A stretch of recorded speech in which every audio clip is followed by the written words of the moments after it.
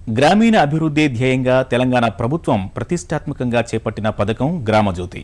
వచ్చే 4 ఏళ్లలో పల్లెలు స్వయం సమృద్ధి సాధించాలనే ప్రధాన లక్ష్యంతో సర్కారు పక్కా ప్రణాళికలను చేపట్టింది. ఎవరో వస్తారు ఏదో చేస్తారని కాకుండా గ్రామస్తులే సమష్టిగా స్థానిక సమస్యలను పరిష్కరించుకోవాలని అమాత్యులు దిశానిర్దేశం చేశారు. పలు అభివృద్ధి పనులు రూపొందించి వాటి అమలు కోసం కమిటీలు వేసుకుని పల్లె ప్రగతికి పాటుపడాలని సీఎం ఉద్బోధించారు. తద్వారానే సాగురంగం గాడిలో పడుతుందని సూచించారు. ఆ దిశగా రైతాంగం పూనుకోవడం శుభపరిణామం.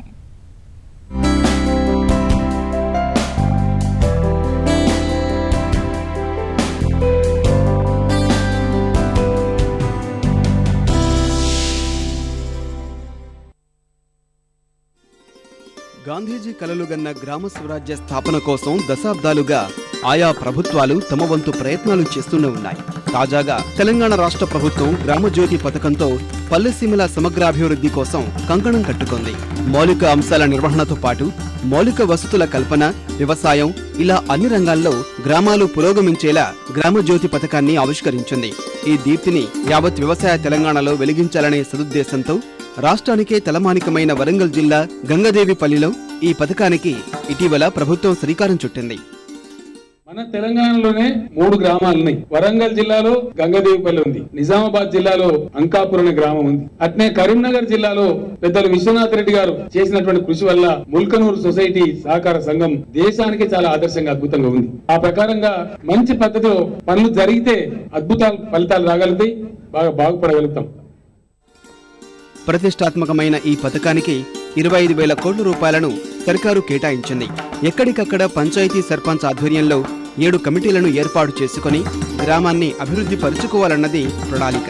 ప్రతిపాదిత విధులకు అనుగుణంగా నిధులను విడుదల చేయనుంది. కావలసింది సంఘటిత శక్తి మాత్రమేనని ముఖ్యమంత్రి కె చంద్రశేఖరరావు ప్రజలకు సూచించారు.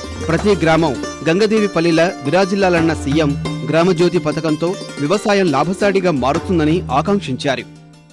మీ ఊరు మొత్తం కలిసి నాకు రాజమౌళి గారు చెప్పిన లెక్క ప్రకారం దగ్గర ఒక 600 ఎకరాల వ్యవసాయ భూమి ఉంది. మీ కుంటను పెద్దగా చేద్దాం, దాన్ని మిషన్ కాకతీయ కింద తీసుకుందాం. అట్లనే చెక్ డ్యాములు కావాలన్నారు 2, అవి కూడా కట్టుకుందాం ఇమీడియట్ గా మొదలుపెట్టి. మీరందరూ కూడా ఇప్పుడు వ్యవసాయం చేసే పద్ధతిని మార్చాలి. అంకాపూర్ వాళ్ళు ఏం చేస్తారంటే పంటలు ఏమేయాలని నిర్ణయిస్తారు. వాళ్ళ పంట అసలు ఆగనే ఆగదు. ఊర్లో ఒకటి మార్కెట్ కమిటీ అని పెట్టుకున్నారు. వాళ్ళు ఏం చేస్తారంటే మొత్తం నాగపూర్, విజయవాడ, విశాఖపట్నం ఏ ఊర్లో ఎక్కువ ధర వస్తుందో పోయి మాట్లాడి ధర ఫిక్స్ చేస్తారు.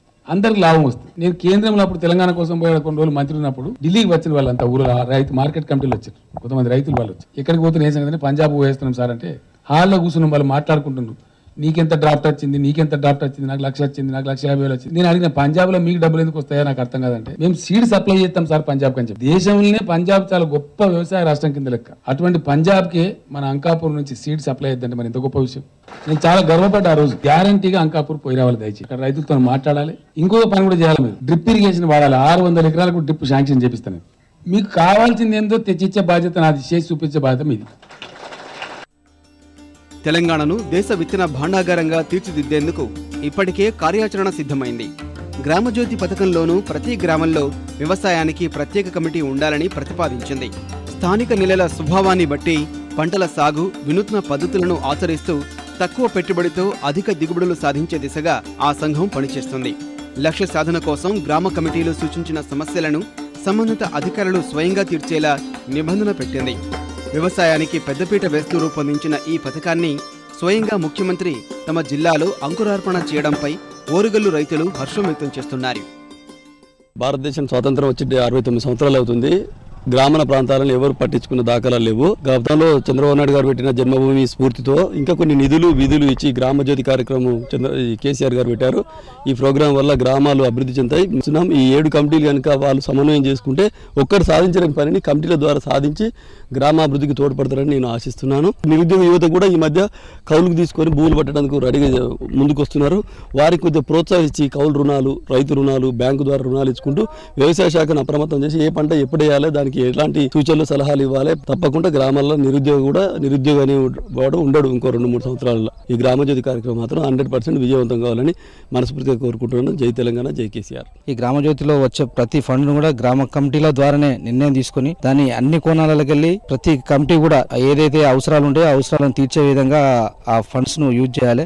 ఆధునిక పద్ధతులలో వ్యవసాయ రంగం ముందుకు పోవాలంటే ఇక్కడున్న పరిస్థితి మేరకు ఇక్కడున్న గ్రామ కమిటీలో ఉన్న వ్యవసాయ రంగ కమిటీ ఏదైతే ఉన్నదో దాది అప్రమత్తంగా ఉండి మంచి వ్యక్తులను దాంట్లో కమిటీలోకి తీసుకొని ఆ వ్యవసాయ రంగాన్ని ముందు తీసుకుపోయే ప్రయత్నం చేయాలి. గ్రామజ్యోతి పథకం సమగ్రంగా క్షేత్రస్థాయిలో అమలైతే వ్యవసాయ రంగ సమస్యలు తీరుతాయని కర్షకులు ఆశిస్తున్నారు.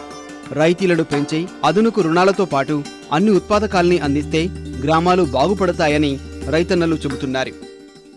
మేము అందరి సహకారంతో సమస్య పరిష్కారం చేసుకోవాలని ఈ స్కీమ్ మాకు సీఎం పెట్టడం మంచి సహకారం అవుతాయని మేము ఆశిస్తున్నాం. అందరం కలిసికట్టుగా పనిచేయాలని కూడా అనుకుంటున్నాం. ప్రభుత్వం పైన మాకు నమ్మకం ఉంది సార్. ఎందుకంటే అధికారులు రావడం, మాకు చెప్పడం, వాళ్ళకు మేమన్నా సమస్యలు ఉంటే వాళ్ళకి చెప్పుకోవడం, వాళ్ళు కూడా ముందుకు వస్తున్నారు అధికారులు అనేది. వాళ్ళు కూడా మీరు కలిసికట్టుగా మాతో కలిసి రావాలని కూడా వాళ్ళు మాకు హామీ ఇస్తున్నారు అధికారులు. ఈ గ్రామజ్యోతి పథకం చేపట్టి ఈ పథకం పెట్టడం చాలా హర్షణీయమైన పథకం ఇది.